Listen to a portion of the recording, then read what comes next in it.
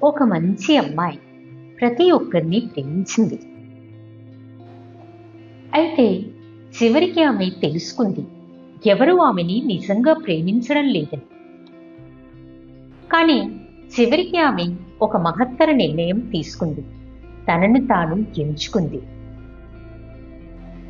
ఆ అమ్మాయికి అందరూ ముఖ్యం అనిపించేవాళ్ళు.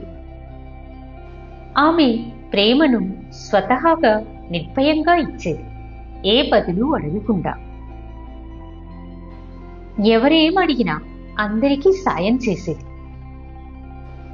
ఆమెతో ఉన్నవాళ్ళు ఆమె మంచి మనసును సద్వినియోగం చేసుకున్నారు.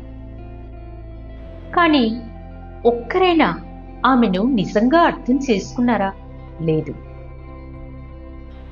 రోజులు గడిచాయి, బాధలు పెరిగాయి.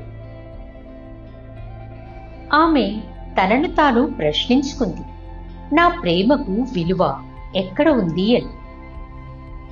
ఆమె నిజం గ్రహించింది. ఇక ఆమె ఎవరి కోసమో కాదు, తన కోసం జీవిస్తుంది. ఇది స్వార్థం కాదు, ఇది ఆత్మగౌరవం. ఒక అమ్మాయి నిజంగా మారిపోతే, ముందు తనను ఎవరూ ప్రేమించడం లేదని కన్నీరు కార్చిన ఆమె ఇప్పుడు నవ్వుతుంది. ప్రేమను పంచే మనస్సును కోల్పోలేదు, కానీ ఇప్పుడు ఎవరికి ఇవ్వాలో బాగా తెలుసుకుంది.